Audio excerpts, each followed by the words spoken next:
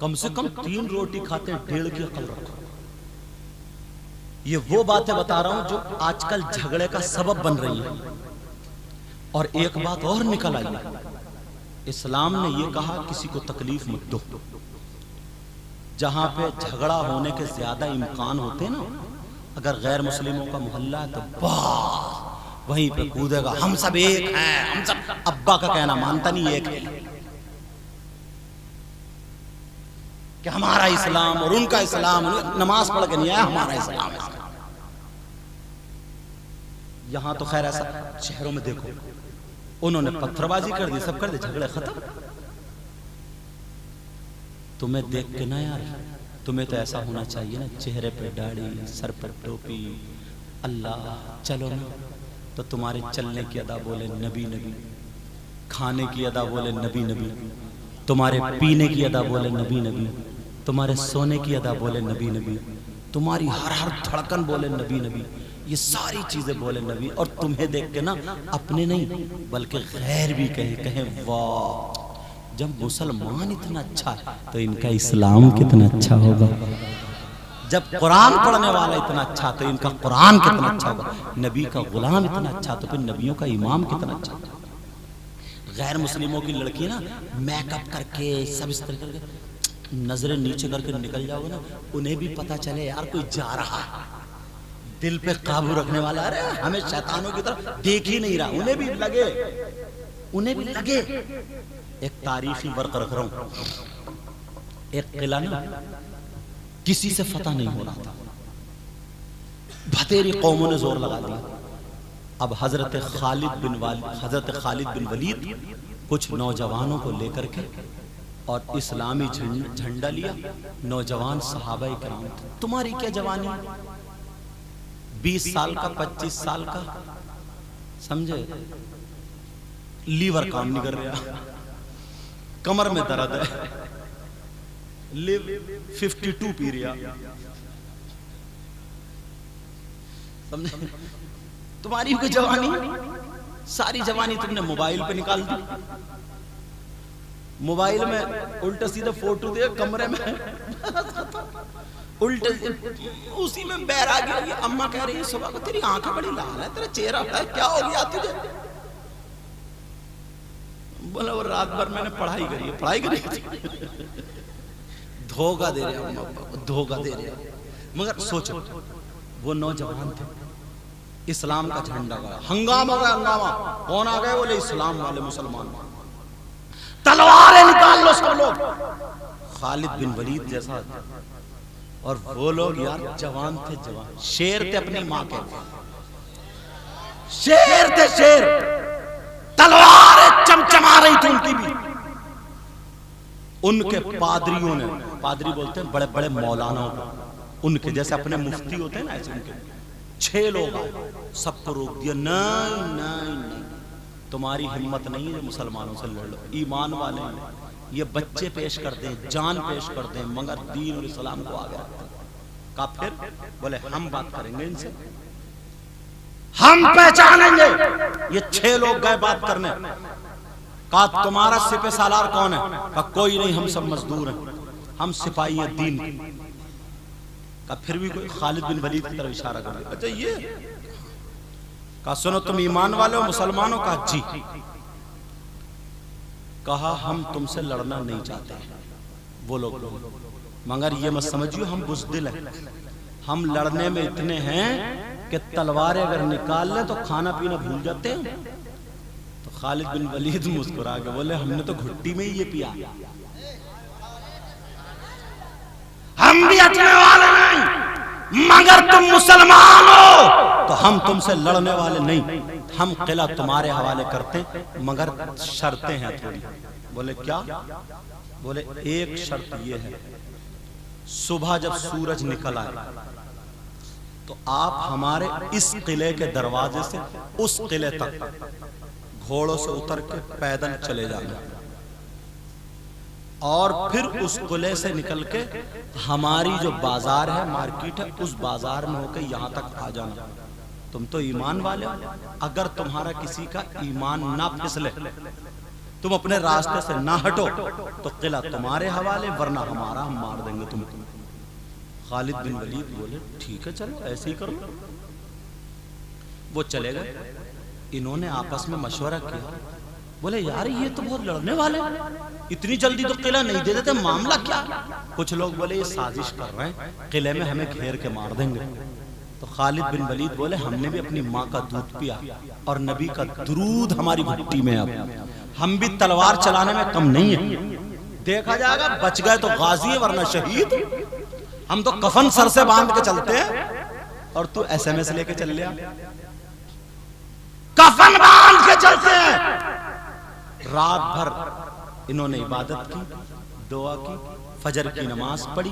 فجر کی نماز کے بعد خالد بن ولید نے تقریر کی، کہا سنو جوانوں، کہا جی، کہا پہلا گھوڑا میرا قلعے کے اندر داخل ہو، میرے پیچھے تم سب لوگ قلعے کے اندر داخل کر دینا، 4-5 لوگ ادھر نظر رکھیو، کچھ ادھر، کچھ آگے، کچھ پیچھے، تلواریں ہاتھوں میں لے لینا، جہاں سے بھی اگر تیر آ جائے ٹوٹ پڑنا، دکھا دینا نبی کے غلام ہوتے کیا، ان کو دکھا دیں گے طاقت کیا ہوتی ہے، انہیں دکھا دیں گے تلواریں چلتی کیسے، ہماری تلواریں بھی زنگ آلود نہیں ہوئی۔ کہا ٹھیک ہے۔ خالد بن ولید اور یہ سب لوگ فجر کی نماز کے بعد انہوں نے تلاوت کی اور یہ سب تقریر کی، کرنے کے بعد وضو بنایا، وضو بنانے کے بعد اللہ کا نام لے کے اللہ اکبر، گھوڑے پہ چڑھ تلواریں نکالی، اللہ اکبر اللہ اکبر کہہ کے وہاں پہ پہنچے قلعے کے کھیٹ پہ۔ خالد بن ولید نے گھوڑے کو روک کر بسم اللہ پڑھ کر کھینچ کے، اور جب گھوڑے کو ڈھیل دیے اور گھوڑے نے ماری پلاچ پار، قلعے کے اندر دروازہ کھولا، سارے آگے نبی کے غلام، بیٹا نبی کے غلام آگئے۔ خالد بن ولید نے گھوڑے کی رسی اوپر، سب نے اوپر، تلوار چل رہے تھے شیروں کی طرح، اور تو چل رہا کمر ٹینڑی ہے، ٹینڑی یوں، گال گلے میں پٹک، گال میں گڈھے پڑے، آنکھیں تیر رہی ہیں، بال کھڑے جیسے سئی کے کانٹے، کولوں پہ گوشت نہیں ہے، پینٹ نکلی جا رہی، اور اچکا ایسے جھانک رہا، تیری میری بہن بیٹیوں کو شرم کر، اس کو جوانی کہیں گے؟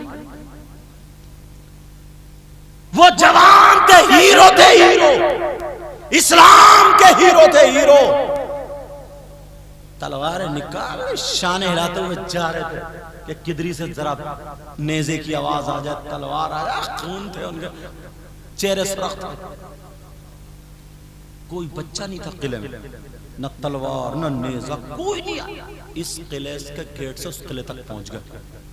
خالد بن ولید بولے کوئی نہیں۔ خالد بن ولید نے مورچہ گھیر لیا، کہا یہی قلعے کے گیٹ پر کھڑے رہنا، اور میں اب مارکیٹ کا جائزہ لے کے آتا ہوں، جب تک میں آ نہ جاؤں تب تک تم یہ مورچہ مت چھوڑنا، اور اگر اللہ اکبر کی آواز، نعرہ تکبیر کی آواز آ جائے تو تلوار پھر چلانا، گاجر مولی کی کاٹتے ہوئے آ جانا، گاجر مولی کی طرح کاٹتے ہوئے آ جانا، لیکن جب تک میری آواز نہ ہے، میں نہ ہوں، تمہیں یہاں سے نہیں ہلنا، یہ مورچہ نہیں چھوڑنا۔ بولے ٹھیک، کتنا کہنا مانتے تھے، آج بھائی بھائی کا کہنا نہیں مانتا، بیٹا باپ کا کہنا نہیں مانتا، بیوی شوہر کا کہنا نہیں مانتا، اور تو لے لو الگ۔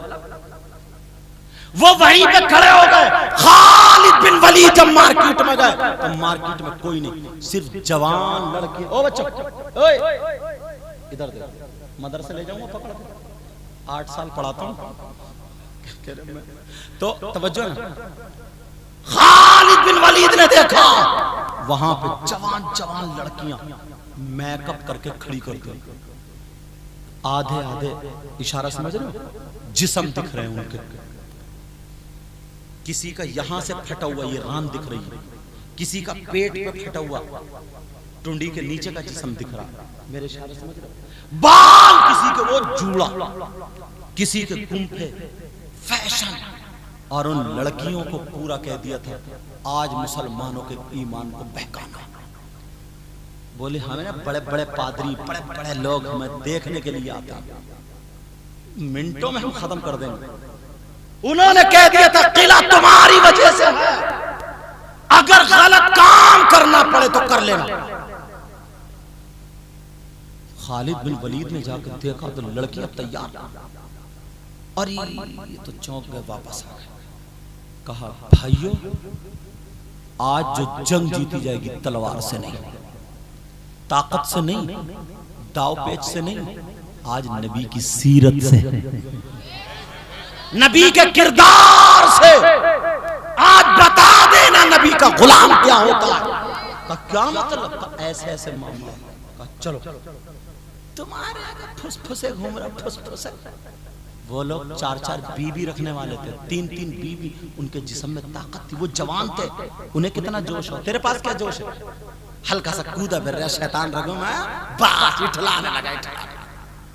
یہ طاقت ہے. وہ کھجور کھاتے تھے، بکری کا دودھ پیتے تھے، ستو کھاتے تھے، جو کی روٹی کھاتے تھے. تو اگر مکہ کا آٹا کھا لے، پکڑے پھر بیٹھ امی امی. اب امی کہہ رہی حضرت پڑھ کے پھونک دو میرے بیٹے کا لیور ٹھیک نہیں ہے. لیور وہ 20-25 سال میں تیرا لیور. مگر یہ نوجوان جن کی جوانی چھلک رہی تھی، آئے چہرے تھے ان کے، نورانیت روحانیت ساری ٹکرے. کہا ٹھیک ہے ہم نبی کے غلام ہیں. تو کیسا نبی کا غلام؟ حسین پاک کے جلسے میں، محفل میں، جلوس میں اگر جا رہا، تیری نظر ان لڑکیوں پہ پڑ رہی، وہیں پہ زیادہ کود رہے ہو. تو کربلا میں جا رہا تو ادھر گھومتا پھر رہا گدھوں کی طرح جدھر عورتیں گھوم رہی کہ کوئی ٹکرا جائے، کسی سے بات مل جائے، بس افیئر شروع. مگر سنو، وہ نوجوان خالد بن ولید نے تلوار ہاتھ میں لے لی، چلے درود شریف پڑھتے ہوئے.